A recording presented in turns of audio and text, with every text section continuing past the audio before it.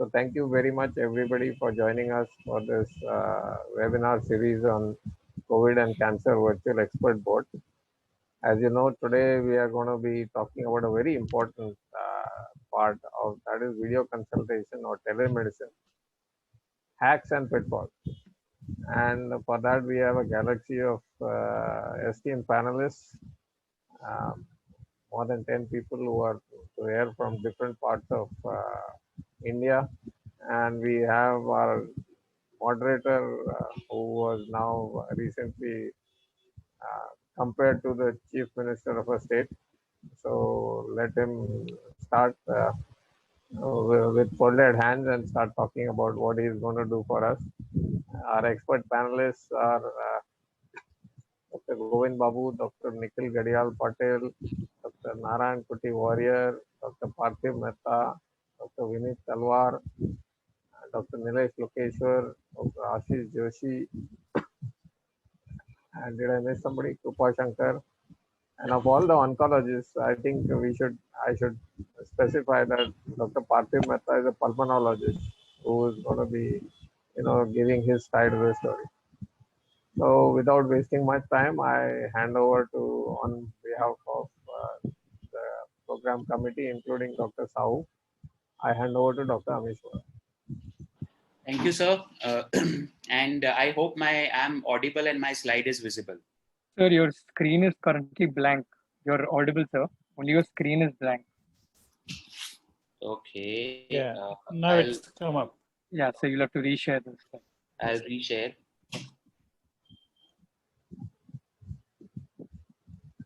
Is it seen now? Yeah, yes, so now yes, we can see it. Yes, okay, perfect. Thank you so much. And as Parikh sir mentioned, it is actually a galaxy of panelists, and they are all, some of them are colleagues, some of them are teachers, some of them are much more richer in experience, maybe younger than me. And let's see how we take this forward, telemedicine in the era of COVID and post-COVID also. So telemedicine is defined by ICMR, by Government of India, or by WHO as one of the commonest definition. It's the delivery of healthcare services where distance is a critical factor by all healthcare professionals using information and communication technologies for the exchange of valid information for diagnosis, treatment, and prevention of disease and injuries, research and evaluation, and for continuing education of healthcare providers. So that is what we are doing right now. We are learning from each other, all in the interest of advancing the health of individuals and their communities.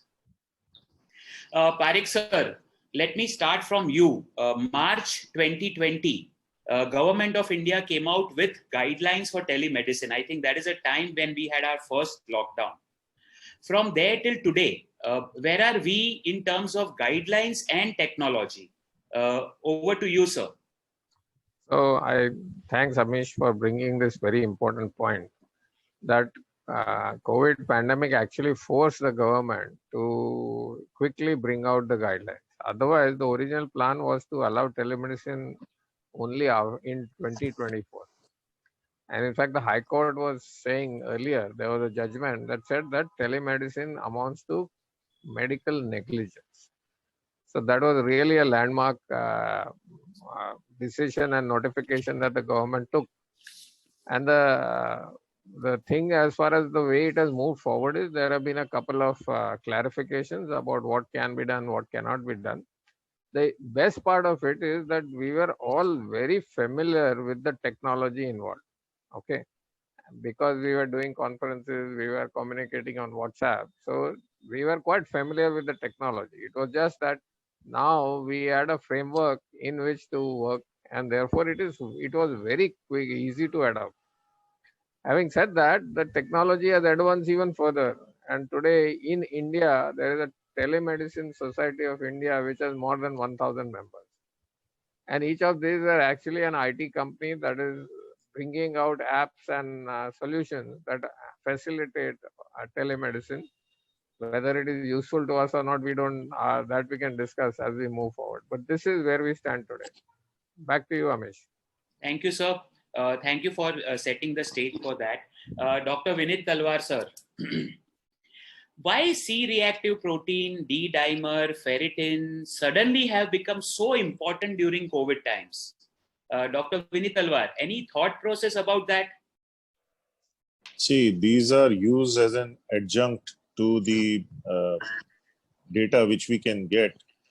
Initially, we thought that if we do the RT-PCR, the CT values, that in itself would be a denomination. But unfortunately, there was a discordance. Then came the CT scans, in which again you have the CT values, which fortunately were quite concordant with the clinical values. So to bolster that, you had to have some acute phase reactants and some coagulation parameter indices. So that is probably where the CRP and the D-dimer and the ferritins came. And most of the times we have been able to, get some meaningful results out of it. And But sir, do you think that we have stopped doing the physical examination and that's why we are relying on these things? I'll tell you the reason. The lab person who is doing everything for me and many other people, he always says that we pathologists were never so important for doctors. Suddenly, we have become very important for the medical community. Can it be that the physical examination is replaced by labs? That is my whole idea of, sort of asking this question. Actually, this is by default, if we have to maintain the distancing, there is no other way by which we can get a, corollary as to where we are heading towards whenever we treat these patients. And of course, we have to take care of ourselves also. So these indices have, I should say, more than important, they become very popular. As a knee-jerk reaction, suddenly you fire the salvo of all these and then you take it from there and increase or decrease your blood pressure. But definitely the imaging helps quite a lot whenever you come to the decision making. Right. And these are as an adjunct. You are so right. Parthiv Bhai, Dr. Vinit Talwar talked about knee-jerk reaction. Why I say that one of our anesthetist father was admitted in COVID ICU with C-reactive protein of more than 1,000 and IL-6 of more than 5,000. We had arranged in black market tocilizumab, but the ICU doctor, after seeing anesthetist father, said that person is absolutely fine. Let's wait. Let's not jump to these lab parameters. Dr. Parthiv, what is your opinion? Because we have stopped doing physical examination and that's why we are relying so much on lab parameters, because this also becomes one of the drawback of telemedicine. I would 100% agree with you, but at the same time, I would try to submit here is that we should not lose our common sense while evaluating the numbers. Unfortunately, we have gone into a game of only reading the numbers without rather comparing it with previous numbers or without comparing with clinical scenario and situation. Generally, what we have been doing is we have been asking for the videos of the patient along with the monitor, along with the rest of the parameter. It has to be fed earlier before we take any call on such patients. And I'm agreeing with you. Some numbers either too good to believe or too bad to believe has to be verified, and then only we should take it. It is very commonly happening with D-dimers because if the sample gets clotted and the machine doesn't realize that whether it is a genuine clot or it is the clot out of the handling. And then it gives you suddenly your D-dimer, which was 600, comes out with 7,000 or 6,000. And next day we start just putting on the higher injections or rather going on to a therapeutic dose of anticoagulants and talking about something which may not be correlated clinically. So true, sir. So true. Thank you so much, sir. We go to 4 of our esteemed panelists. Dr. Govind Babu, sir, he has worked in government and now he's working in a private corporate hospital. Dr. Ghanshyam Biswas, who is running his own very big hospital. Dr. Ashish Joshi, who has become Peria of daycare centers. The Mumbai Oncology Clinic is running 7 daycare centers across Mumbai and Nashik. And Parthiv Bhai, you. Let's start with Govind Babu, sir, first. Sir, your experience of video consultation in the second wave of COVID And do you think that cancer care, what you delivered, was suboptimal via video consultation as compared to physical consultation? Amish, before I come to this, just one comment on the previous one. Dr. Parthiv told about the D-dimer. So, we always talk about the pre-analytical part of any test. I think that is what is neglected. So we just go by that. And I think the other thing why we are doing so many of these parameters are, if they're raised, they're not best indicators for anything but acute inflammation. I think that will help you to serially see what is happening. So I think that is sort of a reaction with which we are getting all these tests done. True. Yeah. Okay. Now coming to this, in the second wave, actually there are not too much of increase in the video consultation, but a lot of patients have hit the panic button and they want to opt for video consultation. So I agree to that.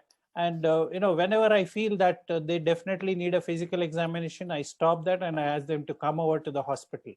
And I also tell them that ours is a standalone cancer hospital. We don't have COVID patients, but their worry is in the transit when they meet people or the transport drivers and all that. That is definitely a scare. So as far as possible, it is best to avoid them coming in contact with people.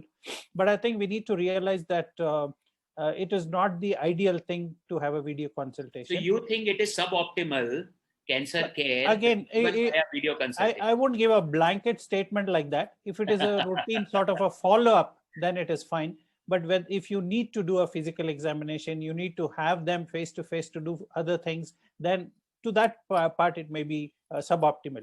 Whereas a patient on endocrine therapy, every 3 months you need to do some blood test and see how they are. We are coming to that, sir. So yeah, those sort of things are okay. Yeah. Right. Dr. Ghanshyam, what is your, would you agree with Govind Babu sir, or you have some difference of opinion as regards your personal experience of video consultation?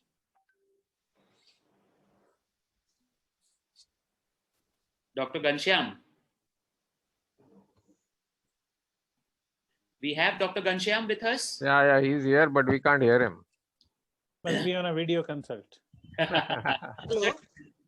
Yes, Dr. Ghanshyam. Now we can see you and hear you also.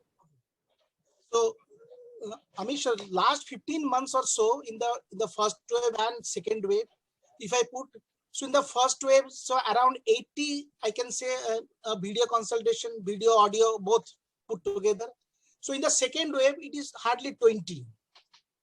So the good part is that, so many of these, 50% of them amongst these are your old patients who are either off treatment or they wanted to delay the treatment, and some patients at this moment they're asking for whether to go for vaccination or not.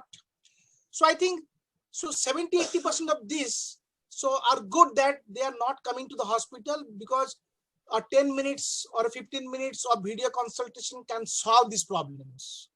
There are 20% patients, suppose he's taking treatment with you at Gurgaon, but wants to know that this treatment is available in Bhubaneswar or not. If somebody XYZ is treating XYZ at a different place, so whether this treatment is feasible or not. So till this time, so I think these are good patients. So to consult a new patients, or if you ask, looking at the performance status of this patient and decide for a aggressive therapy or not, so that is not possible. Otherwise, there is a good part attached to that. Okay, thank you, Ghanshyam. I have completely a paradoxical experience, but we'll chat when I present few cases which are genuine cases. Dr. Ashish Joshi. Hi, sir.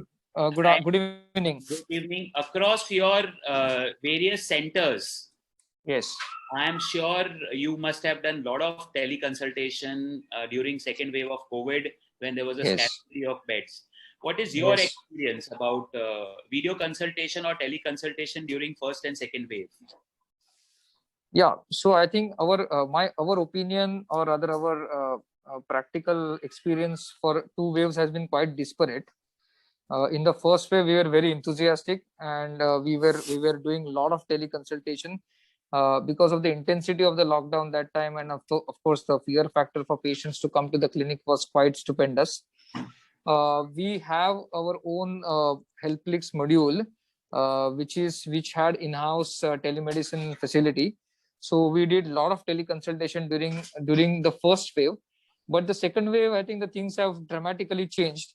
We are not doing teleconsultation. Also, the demands for teleconsultation has considerably gone down compared with the first wave.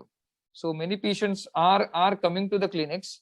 Having said so, there has been some demands for teleconsultation, and we are doing it. But then if you ask me in terms of the numbers which we've done in wave 1 versus wave 2, there has been considerable difference. Dr. Ashish, do you feel cancer care is suboptimal via video consultation as compared to physical consultation? Yes, definitely. Definitely. That I love that definite answer. Dr. Parthiv bhai, video consultation for COVID care, was it suboptimal compared to physical consultation of COVID care? Just simple yes or no. I would say yes. But if we are talking of specific COVID care, then it is no, because I'm practicing respiratory as well as COVID. Right. In COVID care, it was no touch technique anyway, otherwise for all. So if you are treating a COVID patient, it is expected that the consultant is not going to come and auscultate you. The consultant is not going to come and touch you. It is only the numbers which are to be retrieved and to be analyzed and to be supported for.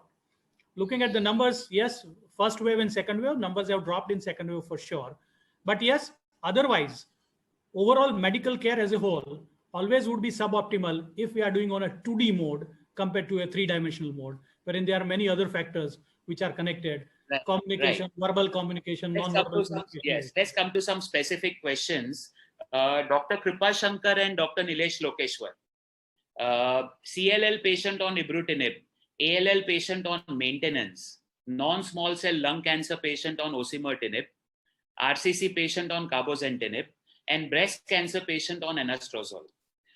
Do they require regular physical OPD, or safe video consultation can be done 7 out of 10 times, even post-COVID era?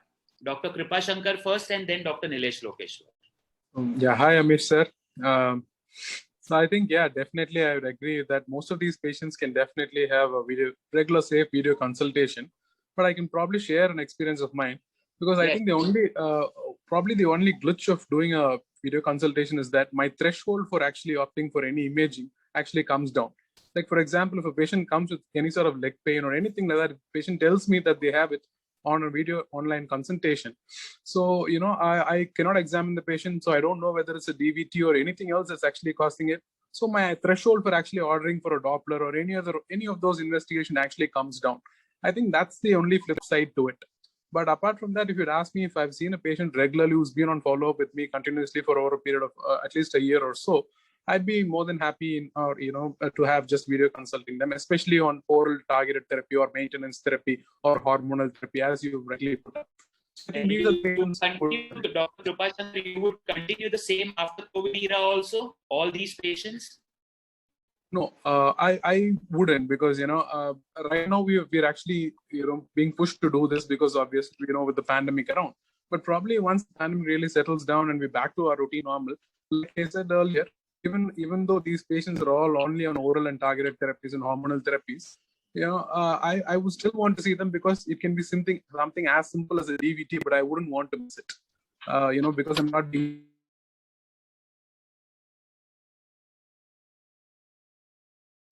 Okay. Dr. Nilesh, your opinion. So, Amish, these are very well thought of case scenarios that you have given us. Now, for me, all these 5 group of patients are patients for whom a video consultation or a telemedicine consultation is feasible. But I wouldn't just end at that. For me, it's important that I would probably not start these patients on this treatment just based on telemedicine. If these are my regular patients, have been coming to me for some time, I understand their tolerance. And that is especially true about the use of cabozantinib. The others are probably relatively well-tolerated regimens. And I would be comfortable doing telemedicine for these patients for a short period of time, say 2 months or 3 months, not beyond that, because I think in CLL as well as in ALL, clinical examination, seeing for nodal status, testicle examination, hepatosplenomegaly, all these are important. But to cover this period of time where it's a 3 months or a 4 months, I would definitely think that all these patients are eligible for that. You can ask them to review their reports, creatinine, liver functions, blood sugar, CBCs, even an X-ray if required can be done. So I believe that these patients can be done, treated well through telemedicine. But yes, only if they have been mild patients, except for a breast cancer who's finished her chemotherapy, I would probably not be comfortable on starting any of the others just on telemedicine.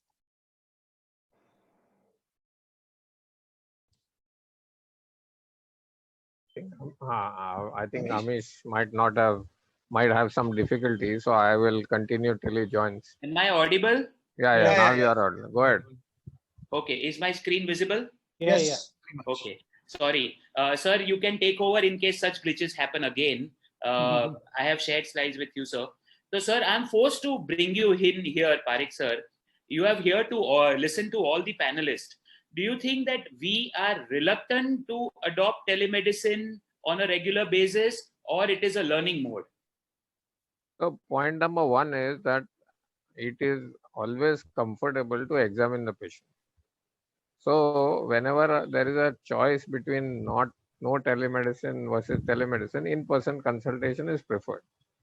But let me flip your question and ask, if supposing patient says, either you give me telemedicine consultation or I will go somewhere else, then what will we do?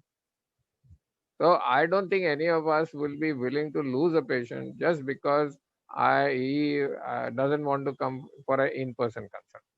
Having said that, whenever any of us need a examination of the patient on telemedicine, what prevents us from asking him to go to the GP and let the GP examine while you are looking at the patient and the GP together, and then ask him specific questions? So I think we have to open our minds, then it becomes easier. Absolutely right, sir. Govind Babu, sir. Yeah, so let me just give this example of a patient. She's a patient of myeloma who is on maintenance lenalidomide, and she was in Patna, and during this COVID time, she had gone there, she could not come back. So I said, she said, I want to talk to you. I said, okay, video consultation. We did that twice. Her parameters were okay. But she said, I have to come and meet you.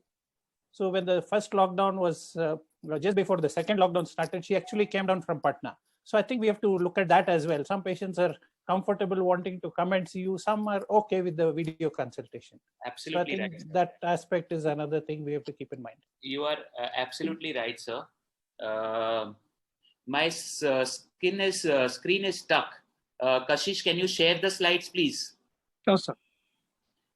I'm so sorry. These last 3-4 days, I'm facing these glitches, and that's why I asked Kashish to be ready to share. You'll have to stop me because I cannot move my screen. You are as CM, if you are facing such glitches, what to do? No, he's just proving a point. Okay. Thank you, Kashish. Thank you so much. Can we go to the next slide, please? Okay, Dr. Nikhil and Dr. Warrior, do you think if video consultation is done on a regular basis, of course for select patients, I'm not saying for all patients, will it reduce, increase, or will keep the mortality of cancer care same? Dr. Nikhil first. Yeah, so this is more of, I would say, a prospective question in the sense that we may probably will be able to answer this question in much comprehensive way in the near future. And honestly, I don't have a real answer for that. But yes, this is a new technology what we are also learning all throughout in the last year or so. And probably the learning will continue to happen over a period of time. And what Dr. Parikh just now briefed about one point where how we can take help from a local physician or local partner just to ensure that the entire system is looks more appropriate, especially when you are talking about the treatment. Now, as of now, I think we have been able to manage, but honestly, we do not know whether we have been successful in terms of reducing mortality or not, as far as the cancer care is concerned right now.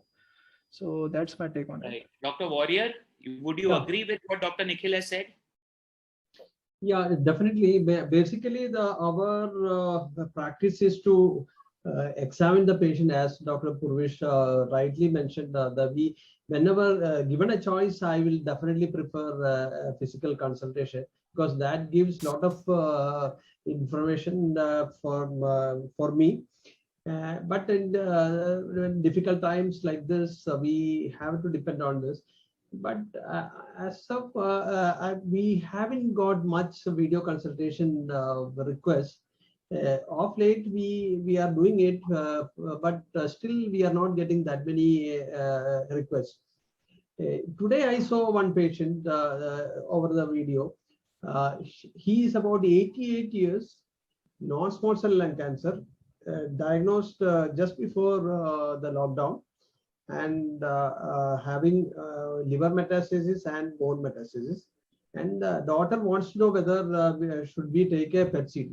So that was the reason why they wanted teleconsultation. So I could convince them that there is not much requirement for a PET-CT. Having done all the CT and the fine needle aspiration, that is enough, and it's a squamous cell carcinoma. So like that, I could convince them. But the routine patient, I feel that there are a lot of other factors. The comfort of consultation gives them through so many, probably they get benefit through many aspects, like our own body language, the communication, and the comfort of talking to the doctor, and so many things.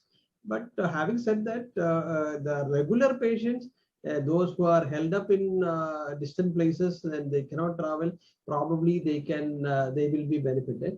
And coming to the specific question of whether it increases the mortality, I feel that the new patients who are reluctant to or anybody who is getting symptoms but reluctant to go to the hospital for diagnosis due to COVID might end up with a later stage, and then subsequently it will add to the mortality. Apart from that, I don't think that any of our regular patients, if they develop some problem, they will definitely come, whether you do teleconsultation or not, they will definitely come to the hospital and consult you. But the new patients who are yet to be diagnosed will have problem, and later they will add to the mortality.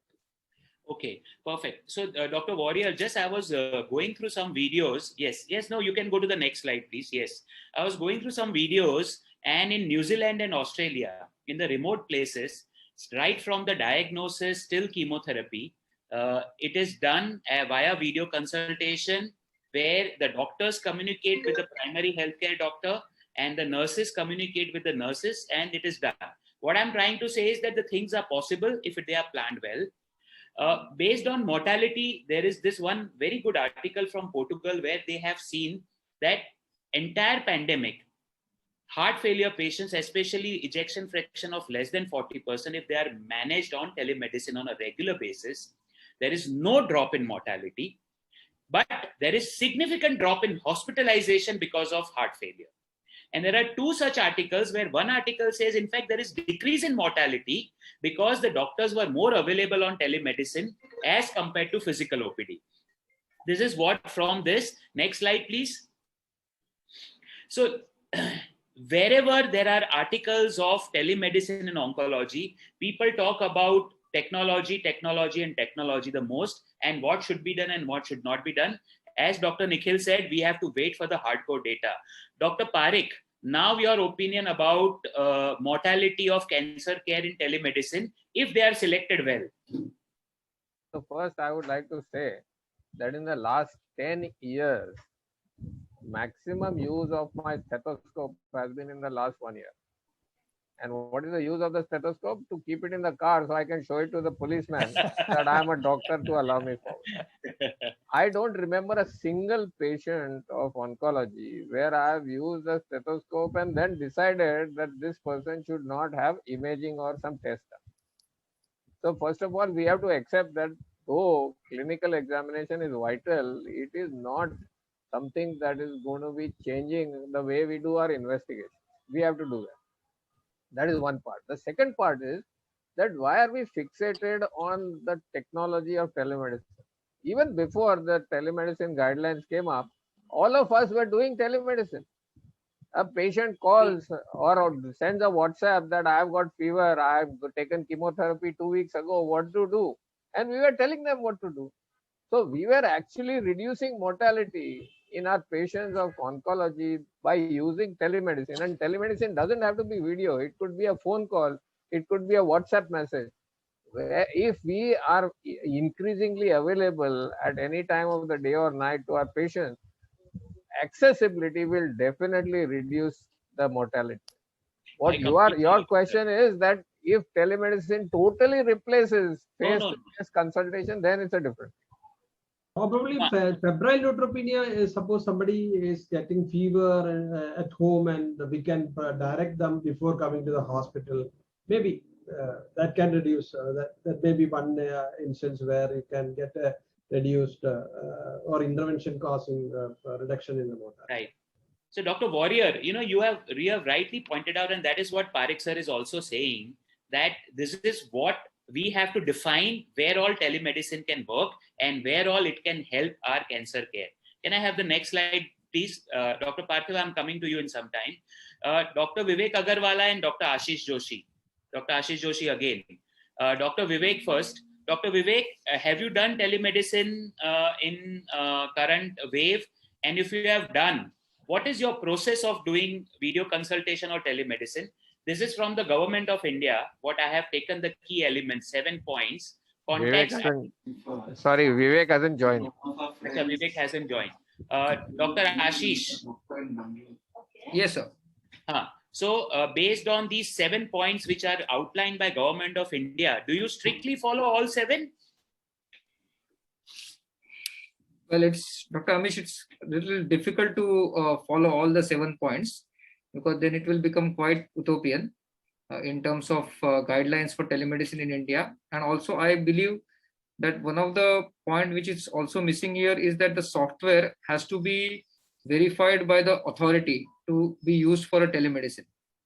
That is also one of the points which is very vital. Often we tend to use it loose models like Zoom or other platforms like WhatsApp, but they are not the appropriate way of doing a telecommunication in a medical legal parlance. And hence, it sometimes becomes challenging. Okay. Can I have the next slide, please? So, Amish. Yes, sir. Can I just contradict Ashish? Yes, sir. The people who talk about software being required and it has to be this way and that way are all telemedicine software companies. As far as my understanding from the medical legal point of view is concerned, doing a WhatsApp call or doing a Zoom chat and then documenting it is sufficient. We do not have to pay, or we do not need a software, or we do not have to part with the commission by using any of the apps available to us. I completely agree, sir. While you are saying this here, I had seen in the first wave, I have done 856 video consultation, out of which hardly 4 requests of Zoom consultation was there, remaining all were WhatsApp video consultation. And this wave, I have done more than 300 video consultation now, and 99% of them are on WhatsApp video call. But yes, I try to follow all the 7 points, and as Parikh sir had put it in his teaching module, which many of us have attended. Next slide, please. So I think Dr. Warrior very crystal clear mentioned that a new patient asking for video consultation, probably he would say no, if I understand correctly. Dr. Krupa, you would also say no for any new patient, cancer patient newly diagnosed, and you would say no for video consultation? No, not really, sir. I think I would definitely encourage them to get a video consultation done, even if they are a new cancer patient, because especially with the pandemic around, I know it's very difficult for them to actually come in person and to have a physical examination done. So I would be okay with them getting a video consultation, absolutely. And most of the time, like you and Purvish sir rightly pointed out, it's most of the time done on WhatsApp or any of the other social media platforms that we have available. So yeah, I would definitely say yes. Even if there's a new cancer patient who's asking for a video consultation, I would definitely give them a consult. Okay, excellent. Yes, Dr. Warrior, you're planning to say something. Yeah. See, I generally prefer physical consultation. I discourage them having only video consultation. I don't want to lose that patient. Definitely, my intention will be to retain that patient. So I will talk to them nicely, and then I will tell them that you have to come and meet me. More than that, I cannot tell you. This is just a beginning of our relationship. And so you have to come to my consultation room for further details. Because for first time, I always prefer to have a general exam, a proper examination, and then correlation with, and probably I might require more investigations as well. So the video consultation is just for the first time. I will just make a contact. After that, I will take over the physical for the further. Can I have the next slide, please? I got your point. So let's look at some case scenarios. 22-year-old female, cervical lymph node palpated by patient 2 months back. Patient went for biopsy, diagnosed to have Hodgkin's lymphoma, classical Hodgkin's lymphoma. PET CT scan shows stage 3. Both the sides, there are lymph nodes. It is B symptoms are present in this patient. CBC, LFT, KFT, LDH, calcium, all are available. Next slide, please. So Dr. Govind Babu and Dr. Vinit Talwar, what will you stop doing first video consultation for this patient during COVID times? Since we have discussed that people would be comfortable, I'm asking what would it stop? Like this patient has everything. Right. So first, who did the biopsy of the lymph node? The surgeon. Okay. So I assume that he would have done a physical examination. But still, this patient is going to come to me for starting the chemotherapy or whatever we plan. So before that, I'm talking about first video consultation. Yeah, first video consultation, I will stop with all the reports, and then I will say I need to see you personally, and then plan your treatment. So you would not discuss all the NCCN guideline paraphernalia, and you would not discuss about ABVD. You would not. Yes. I might just say, okay, you need chemotherapy, but rest of the things after I see you, I will discuss all the details further. Dr. Vinit Talwar, would you agree with Dr. Govind Babu, or you would go all out in the first video consultation and explain everything about ABVD? No, I would definitely agree with what Dr. Govind Babu has said. See, most of us are from the old school of thought, and telemedicine in India is in a bourgeois mode. Bourgeois in French means that, it's a learning curve. It is not like a switch on and off switch. And in the Indian setting, it is in a hybrid mode. Hybrid mode meaning that some information you get through the video consultation, but definitely given a choice, physical consultation, there is no shortcut to a clinical exam, especially in a new case. So some information you get like this, you get, a brief framework. But as Dr. Govind Babu said, that I will not jump the gun. I will first, go through all the things with a physical exam or a physical meeting. And then probably at a later date, once the things are streamlined, might switch over to a hybrid mode of a consultation through telemedicine, or, in between, keep on calling the patient. Okay. So what I did in this patient is I got a Zoom meeting or registered. There are 5 different family members who, with prior confirmation, attended Zoom. It went on for almost 1 hour. I discussed everything with patient. Father was present, mother was present, sister who was studying in some other town was present. And today, right now, this patient has just completed 2nd dose of ABVD in the center. Yes, of course, when they come for chemotherapy, you go for examination, but everything was done on a video consultation for 1 hour without me getting afraid that I'm getting infection from them, or without they getting afraid that they are going to catch COVID in the hospital. Can I have the next slide? How much you charge? How much you charge for that? We'll discuss about that. No, Dr. Parikh sir, during his teaching module, and the government of India says, whatever you charge for your physical OPD, you are supposed to charge the same for video consultation. And I do exactly the same, no extra money for anything. So it is just that in the Zoom call. Can I just add one more point? Yes, sir. When we charge them, we should charge them per minute or per 50 quarter Correct. of an hour. Correct. Correct. Otherwise, they tend to go on for 2 hours on the video call. Sir इतनी हिम्मत नहीं हुई है अभी तक. Correct. It's a big task, big Yeah, effort. but I'll tell you what I enjoyed this discussion because it was a curable cancer. One. Second thing, in the Zoom, I could attend all the family members. I could share my screen also, showed them the guidelines, and they all were quite satisfied because otherwise during COVID time, if they would have come in the OPD within 5-10 minutes, I would have told them to go. So this was something, the advantage of the first consultation, and patient has come to me. Okay, so there are a lot of articles like this, what is shown in the slides. Majority of these articles are talking about the nuances of technology.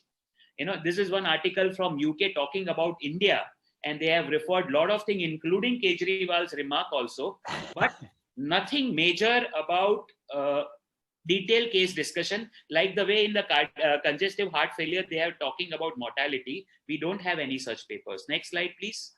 I think, Amish, this also we need to individualize depending on what the patient take is, what the background is. I think we can individualize it. It's truly Absolutely personalized right. sort of thing. My point is, sir, that I was extremely comfortable talking for Good. 1 hour Yeah. without any headache. Yeah, they may be recording maybe. No, I am also recording. They are also recording, and I am also recording. There is no issue about that. Next slide, please. Okay, so let's talk about another case. 54-year-old female, mother to MBBS doctor, and herself is a gynecologist. All investigations done. The final diagnosis after all investigations done outside Delhi is clinical T2N0M0, triple negative breast cancer. Opted for neoadjuvant chemotherapy. Basically, she wanted a breast conservation, and she had a small breast, but 4.5 centimeter mass. Did video consultation for an hour, like that lymphoma patient. Patient came for first cycle of chemotherapy. On examination, I found pudorrange, of course, which I could have never felt during video consultation. I called the PET-CT guy. The PET-CT guy went through the PET-CT scan and admitted to have missed writing skin involvement. Next slide, please. So, Dr. Nikhil, how would you handle this? We have handled one situation like this many years back, me and Dr. Parikh. You may not remember that.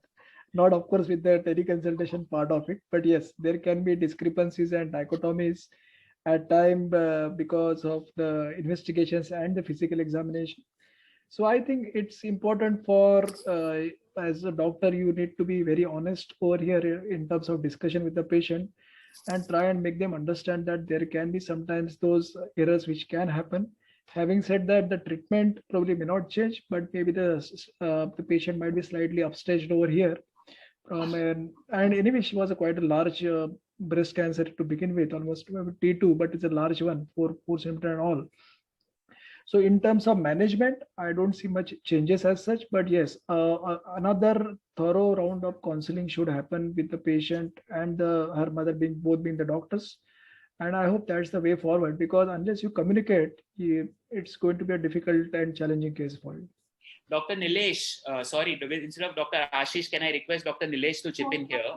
Dr. Nilesh, with the pudorrange, gynecologist decides to have MRM. Or would you give the option of MRM at this point of time and doing chemotherapy later on, assuming this would have been an ER/PR positive patient? Dr. Nilesh Lokeshwar. So in this particular case, whether it was pudorrange or not, NACT is justified. The decision of whether to do an MRM breast conservation is something that is going to be taken at the end of treatment. So that does not impact our immediate treatment. Having said that, suppose this was an ER/PR positive patient. That's what with a CT4, I would definitely advise this patient to undergo neoadjuvant chemotherapy with the expectation that the response will not be as good as a TNBC, and a comment on breast conservation cannot be made by. So Okay. I still feel that in these kind of scenarios, since you are going to be examining the patient before the first cycle of chemotherapy, this discrepancy in the PET and otherwise can be explained, counseled, and sorted out. The issue would have been had you started or advised chemotherapy over the phone without seeing a patient. And I'm sure none of us really do that. Absolutely right. Dr. Ashish, just one pointer. Would you agree with what Dr. Nikhil and Dr. Nilesh have said? Yes, I tend to agree, and I believe that we have to be honest in communicating with the caregivers, and also expanding the limitation of telemedicines or lack of physical consultation. I completely agree with both of them. Okay. Can I have the next slide, please? So let's talk about another case. A 72-year-old female, CA cervix, lung mets with lymphangitis carcinomatosis on palliative chemotherapy. She develops COVID and she asked for video consultation. Next slide, please. Dr. Ghanshyam, would you agree for video consultation for this patient, or you would ask her to get admitted? So I can ask for a video consultation and at least hear from them what is. I can see the reports and accordingly straight away not attending the patient and advising for admission. So may not be the case. May not be the case. Dr. Parthiv Mehta, if such oncology case comes to you, would you first refer to oncologist or would you start treatment of COVID? Number one, this has been very commonly been seen. Many patients who have had cancers on treatment, recently diagnosed, and have acquired COVID. The methodology of treating these patients do not differ except for the intensity of communication back and forth and monitoring in terms of telemonitoring or in terms of video monitoring would increase. These are the patients who are at a high risk of developing severe disease or going into a need of hospitalization if at all the disease worsens. But per se, for COVID, now we have extensive guidelines available about the severity to detect on telementoring or telemedicine or video, as well as other blood markers. And having had clinically evaluated most of these patients with one very important parameter I would like to share, that if at all the patient is mobile, use 6-minute walk as the first sort of a flag to raise the doubt about severity becoming more with hypoxia, because in COVID we have felt it is the hypoxia, earliest picking up of hypoxia along with tachycardia, tachypnea, that would have been the key to bring a patient to a hospital, especially in the given configuration what you have talked about. Right. Otherwise, yes, an oncologist would be kept in the loop when we have to fire, when the patient has to be brought to hospital or to be given large doses of steroids or to be given certain other disease modifying treatment. And if at all we have to ask them to discontinue or to change the dose based upon the markers of renal and liver functions. Otherwise, not on first go. Not on the first. Nilesh, since I saw you, this patient has lung mets with lymphangitis carcinomatosis. This patient's baseline oxygen saturation, nobody asked. It was always 91, 92. Patient goes to a COVID specialist first and they said that because your saturation is 92%, you fall into a moderate category and you get admitted. So Nilesh, has any such patient you have encountered in your practice? No, I haven't encountered any such patients in my practice. It has been the other way, that patients with diagnosed lung cancer on treatment have landed up with breathlessness and have had a very tough time getting beds, although it was probably not COVID related also. Okay, can we have the next slide, please? Because there's a baseline oxygen saturation in a patient with lung mets, is we have to keep it in mind. This particular patient, exactly same happened. Before I could reach out for video consultation, COVID doctor reached out and said, no, you need to get admitted because you fall into moderate category. You are a cancer patient, you are a geriatric patient. So my point was, Nilesh, I'll come to you. My point was, Dr. Krupa Shankar, have you done a combined video consultation where more than one specialty was involved? Like for this particular patient, an oncologist has to be present with COVID doctor and a COVID doctor has to be present with oncologist. Yeah, so unfortunately, I haven't had the opportunity to do a multi-specialty video consultation up until now. So whatever I've done is only for cancer patients and patients who have been on regular follow-up with me. So I haven't had an opportunity to have a multi-specialty video consultation until now. Okay. Anybody in the panelists have got the experience of doing multi-speciality? Talking, Yes, talking of a patient who presented with COVID, we got her CT scan done. It was for the first time we found that she had a lung mass and with mets. And that was the time we had to bring in an oncologist also, whether we would want us to wait until we finish off with COVID or there is something else also to be done on the primary. And a senior oncologist from the city of Ahmedabad, who has been with the GCRI also, we both connected on a Zoom video call with the patient. Patient herself was a gynecologist of 72 years of age. Ultimately, she went through COVID easily. She is now going through all the treatment for onco. But yes, that these are, I would 100% agree with your notion or idea, not only for onco. Even if that's a patient with chronic renal failure or a patient with a CHF, it would be good for a COVID consultant who is seeing for the first time this patient to have in consensus any treatment guideline or even hospitalization call to be taken with the consultant who has been treating for long. Absolutely right. I have done for this patient, finally pulmonologist and oncologist came together, and trust me, the patient is absolutely fine right now, and we are starting chemotherapy again. Patient was always labeled as a mild category because I explained to pulmonologist and they agreed on that point. Can we have the next slide, please? Amish, I had a comment. Yes, Nilesh. With regards to your hypoxia and this overlapping symptoms with cancer, this happy hypoxia syndrome is a very classical presentation for patients with COVID. And I say this because now every patient entering my OPD or the hospital is tested with the saturation probe. And I must say that unless the patient has got a massive effusion or lymphangitis, both of these are relatively rare to be seen, the saturation is actually quite good. Nilesh bhai, you are not seeing my slides. I had written lymphangitis carcinomatosis for this. I missed that. Okay, right. Dr. Warrior, the telemedicine guideline says the first consultation should be the follow-up consultation. If it is more than 6 months, has to be first consultation. Do you follow that in your hospital if you are getting many of the this thing? Or otherwise, somebody who is doing a lot of teleconsultation can take this point. Can you just tell me that? The government of India says the follow-up teleconsultation, what you are very comfortable doing video consultation for, if it is more than 6 months since the last consult, it has to be taken as the first consultation. I think it's many of us are doing follow-up, especially during COVID time. It is the time period is delayed up to 6 months, and if you haven't seen a patient for more than 6 months, I think it's better to consider it as the first consultation or new consultation. Consult as a first consultation. Dr. Ashish, are you doing the same in your practice? Yeah, so we are doing the same, and in fact, there has been, Dr. Amish, there has been a lot of demand of prescriptions also. Especially the patients who are on chronic follow-ups of 5 months, 6 months, 8 months duration. So we are not doing it. If anything beyond 6 months, we would want a patient to be seen before we do any further medical advice or prescriptions for that matter. Okay, Dr. Govind Babu, a patient of breast cancer on the 5th year of anastrozole comes to you, and as per the guidelines, a yearly mammogram and a yearly examination is more than sufficient. One such patient after 1 year approaches you for teleconsultation, which is well within the realm of oncology practices.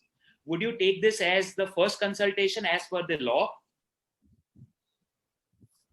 No, not really. So I think we need to individualize again here who you will call first consultation, which will be follow-up consultation. Absolutely right, sir. Parikh sir, do we have the leverage in law for this, that this patient will not be called as a first consultation? Why do we have to distinguish between first and subsequent consultation? The answer is because what action we can take is decided based on that. So any patient who comes for follow-up after more than 6 months, or if the patient comes for a follow-up within 6 months, but he has a new symptom related to a new illness, potential new illness. So if I have a breast cancer patient and has now come with pain in the joint, which I think might be arthritis, even if the patient comes within 1 month, it is supposed to be a first consultation.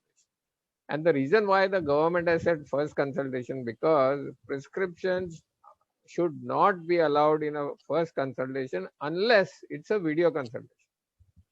Whereas follow-up consultation could be on a phone or on a chat or SMS or email.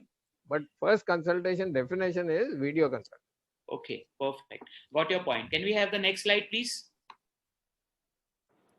Okay, so one more case now. This is exactly what Parikh sir was mentioning. CA breast AI 4 years now has bony pain. Not visited you in 8 months. Need video consultation as she is petrified of relapse. Next slide, please.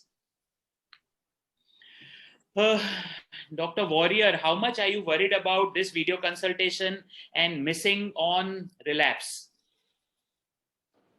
I will be very much worried because I won't be able to examine the patient and bony pains, examination. What normally in a bony relapse, how many times you have examination findings? Yeah, no. But I can at least assess the severity of pain. That is very, very important. And also I can see her in the detail regarding, and also I feel that examining personally, physically is very, very important. If I have not seen the patient for more than 6 months, and if somebody is complaining of pain, I'm very much worried whether I am missing something. And I won't be able to. Talwar sir, yes, Warrior, Dr. Warrior, I completely agree with you. Dr. Vinit Talwar sir, if this such particular patient sends a PET CT also done in some other city, and PET scan is not suggestive of any of relapse, would you be comfortable? See, I again will reiterate, I believe in the hybrid mode. When the patient is very anxious, first thing is to allay her anxiety. That look, the sky is not going to fall on your head and we will do something about it. After that, I will see for some basic investigations which can be done via the telemedical consultation. And then definitely, as Dr. Warrior said, I would like to see the patient because the time elapsed is a very long time. And this is probably a new finding, which I would be very much worried about. Although the line of investigation will not change, it can be told on the video consultation also. But then a physical contact, there is no two ways about it. Okay. It is a must. Excellent. Next slide, please. This patient, I did video consultation, X-ray, bone scan, metabolic profile, all normal, ortho reference, okay. Pain was still there, asked to local doctor and then call from the local doctor's clinic to me. Patient refused, I insisted. Patient went to GP finally, and I came to know that this patient had MI, myocardial infarction, 9 months back. Angioplasty and stenting was done at that point of time. Next slide, please. Although these bony pains and these things were not connected, what is the legal implication of this thing? Sir, because this has happened with me just 1 month back. If the patient has not disclosed something, then it is their responsibility. Okay. But if the patient has not disclosed, you have not examined, and then you have prescribed something which you should not, then it is your responsibility. Okay, perfect. Nikhil, did you have any such experience in your teleconsultation practice? Concealing some of the information. Did not reveal anything. You gave some NSAIDs. Finally, patient turns out to be a kidney problem. I'm just giving an example. Yeah, it kind of happened, but till now it hasn't backfired on me. But then what happens is only after a certain, you just scroll through some more papers as they come out with one new file, and it has happened not only with the teleconsultation but also with the real-time consultation. That all of a sudden one more file will come out from nowhere, and you will realize that this patient already has some issues which has totally been missed out. Even though the fact that we normally try and get as much history as possible, but there have been those lapses which had happened, but then these are really tough times. Honestly, till now, I haven't had the issue per se, but then one has to be careful, as what Dr. Parikh has Absolutely right. That is the whole point. One has to be Can I add something? Yes, sir. Can we have the next slide? And Vinit, sir. I just want to add one thing, that whether the patient gives you the history or whether the patient does not give you and hides the history, I think there is no shortcut to a very good documentation of whatever you are having or whatever is transpiring between you and the patient. Because at the end of the day, the documentation is the one which is going to speak. And even if there are any legal implications, because the kickbacks or the side effects are going to be the same as offline consultation. So a good documentation is a must. If the patient does not disclose to you, then probably you are in the green zone. I think Dr. Parikh would be able to tell better. I think I agree with you, Vinay. Whatever you said is really important. Documentation is the only thing that will save us. Excellent. Let's come to this case scenario. We are coming to the close end of the webinar. 59-year-old female, a family of 6 doctors, and one of the eminent, prominent ones in Delhi. Metastatic breast cancer on 3rd line of chemotherapy, eribulin plus capecitabine. After 6 cycles, PET-CT showed very good partial response. After 9 cycles, family decided to do MRI abdomen only because the liver lesions were persistent. The liver is also again crystal clear. 10 cycle due. Did a video consultation. I did a video consultation. Hand-foot syndrome was grade 1 to 2. Neuropathy was grade 1 to 2. She could do signature on the video consultation also. So I told patient that you are fit for chemotherapy. Of course, CBC, LFT, KFT was done. RT-PCR for COVID was negative. Patient came for chemotherapy. When patient was climbing on the bed for settling down for chemotherapy, that is the time I realized that patient has lost the sense of spatial orientation. Patient just couldn't put the foot down and stomp the foot on this. And at the same time, when I asked the patient to hold the glass of water and put it on the table, patient just couldn't put it on without banging the glass. Did a detailed neurological examination. And in fact, it was grade 3 to grade 4 neuropathy, which sounded like grade 1 to 2 neuropathy on telemedicine. This has happened just 6 days back. Of course, I stopped chemotherapy, but assuming this patient would have been on eribulin and there is a break from eribulin and only on capecitabine, probably on video consultation, I would have said to continue the treatment based on my video consultation findings. Next slide, please. So, Dr. Govind Babu, this system worked very well of video consultation followed by chemo for last 4 cycles. This time the scenario was completely different. Question is this a learning curve or is there a deterrent to video consultation? I think it is both.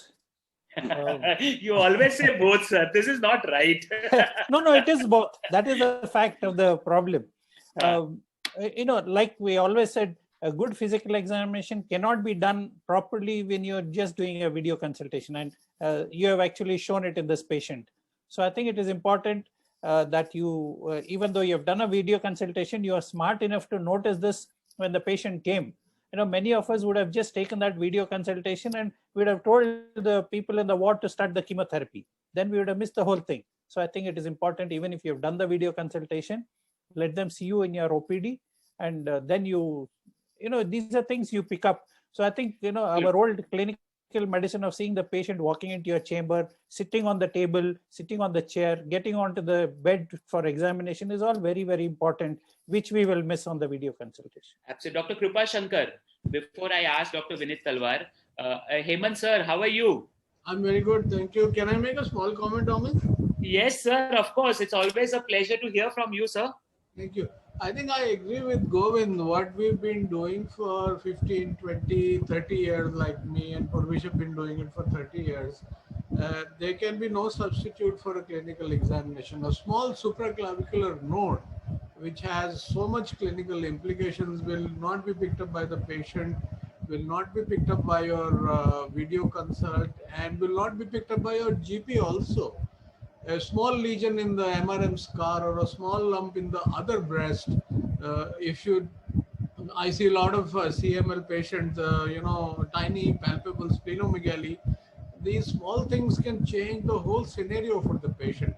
So video consultation for an absolutely stable patient for a short period of time, 3 months, 6 months, fine. But every 6 monthly, 9 monthly, COVID or no COVID, pandemic or no pandemic, you should convince the patient to come and see you. I think that dictum should continue. Thank you. Right. Thank you. So, extending on what Dr. Hemant sir, Dr. Vinit Talwar sir, 15 days back, there was one Afghani patient who obviously cannot come to India because of lockdown and air bubble being closed, told me that on the 3rd year of AI for breast cancer, she felt some nodules at the MRM site. I asked for a high resolution photo. They sent the photo. I enlarged the photo and I could find subcutaneous or the skin nodules which were not inflamed at all. I asked for biopsy and the biopsy turned out to be local recurrence ERPR positive. What extra could I have achieved in this patient by physical examination? Vinit Talwar sir. No, definitely. First of all, Afghani patient in Afghanistan being biopsied and ERPR, I would always take it with a big lump of salt, not a pinch of salt. So, having said that, I think you made a Herculean feat as far as the diagnosis is concerned. But definitely, yes, there are certain, nuances which have to be picked up once you see the patient in person, than online. But I think this is the best which you could have done given the circumstances and the logistics.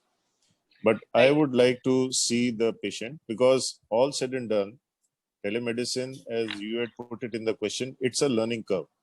And all, no one size fits all. So you have to tweak somewhere, you have to individualize, and there are certain times when you give the telemedicine benefit of the doubt and go ahead with your decisions. So I think in these kind of situations, one has to really individualize. Okay. One important point, Amish. Sir. Telemedicine guidelines law notification is within the international boundaries of India. So moment you talk to a patient outside India, please record it separately. Don't put it as part of your telemedicine. Understood, sir. Hemant sir, the same patient what I talked about Afghanistan, changed from Afghanistan to Jodhpur, some interior of Jodhpur. Patient regularly was coming to you to Jaipur for examination, but the same thing happened. And patient went to nearby Jodhpur area, got the biopsy done, the block was couriered and you found to be relapsed. To LA, Dr. Vinit Talwar sir's fear of, having a misdiagnosis. You are okay with that, or you would still miss your physical examination, that patient? So Amish, I mean, it's not a question of my missing the physical examination. It is the question of missing a finding in the patient which has critical implications. Like, all of us are good at picking up the senior you get, the better you get at supraclavicular nodes. A ERPR positive patient has a small supraclavicular node. I mean, I can bet you that you have to have a very, very good GP to be able to pick up that small supraclavicular node. So teleconsultation, 1 round, 2 rounds, 3 months, 6 months is fine. But it should not go on and on without the patient being examined, and particularly if the patient is not doing well. Right. Thank you, sir. I get your point noted. I think right from the time when we started this panel, now we are in the midway that almost all the panelists agree that in some cases telemedicine is good, in some cases it is not. I think a time will come when we'll have a structured SOP of telemedicine in oncology, and with studying of the impact of mortality, morbidity, and the proper cancer care. We are running 10 minutes late. I just would like to complete one case presentation, and after that I will close. Parikh sir, is that okay? Okay. Can we have the next slide?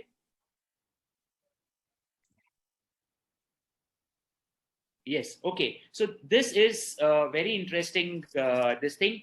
Tomorrow I am supposed to do video consultation with this patient. I am little worried, not because of COVID time, but thinking about that. So a 48-year-old female. We'll give you advice and we will share the fees. 48-year-old female, one of the top 20 lawyers of India. I'm sharing all these VIP profile. Otherwise, out of 1,000 patients, I have one such VIP. So don't be under that impression that I have all VIP patients, please. Daughter to patient of breast ovary. Lawyer, then I'm not advising you. I'm out. Sorry. So this patient's mother, this person's mother, I had treated for 9 years. First for ovary, then breast, and then again ovary. And finally, 1.5 to 2 years back, we lost the patient to ovarian cancer. She had sent her blood for genetic profile 1 month back through her gynecologist. Report came day 4 yesterday. Next slide, please. So this is the report where PALB2 was seen. It was deleterious mutation. I discussed with the lab person, and they found that this all homologous location, exon, everything based on the textbook. Also had STK11 mutation also present. I think both were deleterious. There are 7.8 to 8% increase in the risk of breast cancer. Of course, the person panicked and she called me or called you. Next slide, please. Dr. Nilesh and we don't have Vivek. So Dr. Nilesh, ball is in your court. You are in the thick of COVID pandemic. Would you do video consultation for this patient, or would it be legally and medically okay that call me after 1 month after COVID pandemic, nothing is going, sky is not going to fall? Even though she says that I'm ready for any type of risk reduction surgery like famous Hollywood actress Angelina Jolie, but I want consultation now. So this is a relative of a patient who has been treated by me in the past, and given the report that is there and the sense of urgency that is there, while I understand that it is going to have no implication in her clinical decision making, I would definitely take time out and do a video consultation with her. May not be today, maybe in a few days, but I would definitely do. Having said that, while I do see that this is an autosomal dominant mutation, I'm not sure, unlike BRCA1 and BRCA2 mutations, what the significance of risk reduction surgeries are in this situation. Also, what the actual risk of ovarian and breast cancer risks are in this patient. So I will definitely have a video consultation with her, broadly describe what I understand. But in a situation like this, I would also emphasize the need for genetic counseling for this patient. Okay. Dr. Ghanshyam Biswas, if you are still there. Yeah, I'm there. Okay. You are seeing 20 COVID patients a day in oncology, and suddenly such phone call comes from the relative. What would be your approach? You don't have beds for admitting COVID patients. You don't know where to give chemotherapy. And then at this point of time, such point comes. How would you, what would you advise to patient? So as Nilesh rightly said, no, so we'll definitely take this patient for a video consultation. So we'll ask them also for a parallel genetic counselor session. So because there is no urgency for a surgery that she is going to do tomorrow. So once we are done with that, so if she's benefited with a risk reduction surgery, so we can do it later because it is only a prophylactic surgery. So it doesn't warrant that she should come immediately and do it. Okay. Parikh sir, you were saying something in the chat box I couldn't understand. I was saying that what Ghanshyam has said is absolutely right. That risk reduction surgery is not an emergency. In fact, the 10, 15 or 5% increased risk is going to be during their lifetime. The decision is not related to the patient's genetic condition. The decision is entirely related to the COVID pandemic.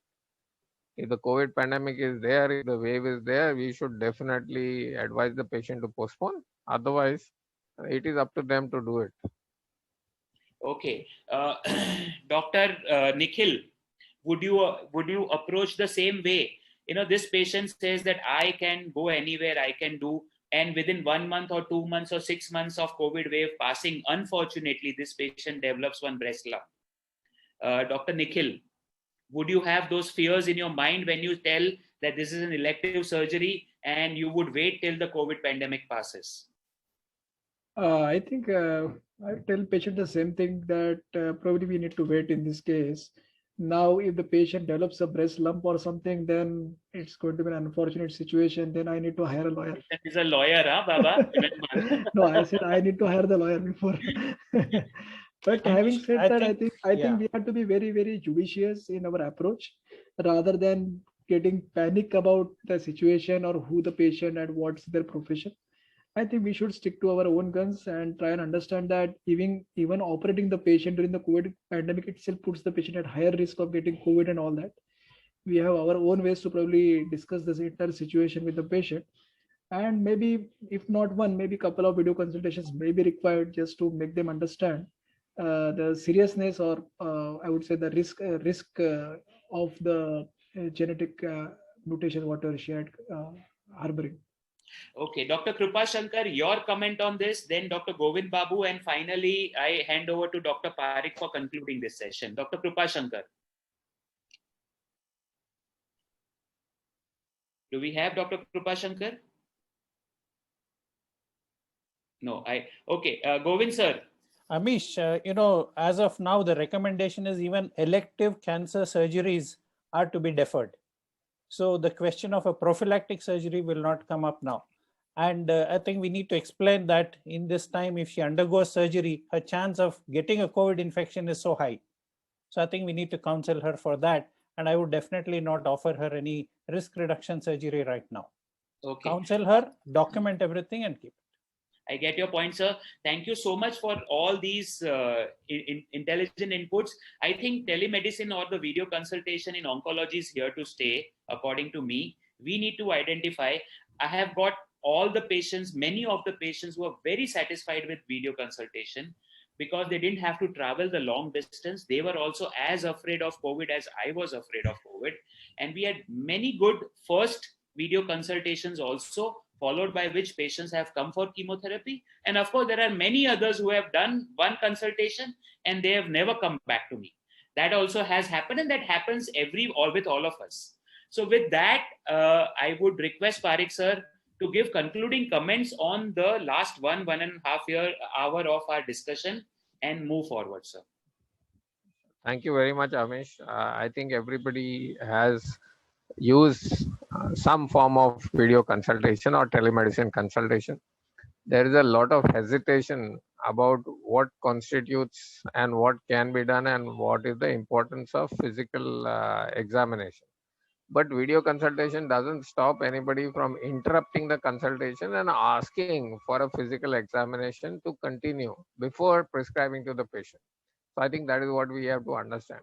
Otherwise, I think it is very good to have this discussion on specific cases that you have pulled out. And I think that brings out the final points of what is important, what we have to look after while doing a teleconsultation. I would also like to end by saying that Thursday, 2 days from now, we are going to have the full session on mucormycosis in COVID patients. And we have faculty who have treated more than 200 such patients in the last few months. So that is going to be really exciting. And we invite you to join us at 7:30 p.m. on Thursday for the next session. Thank you very much and stay safe, everybody.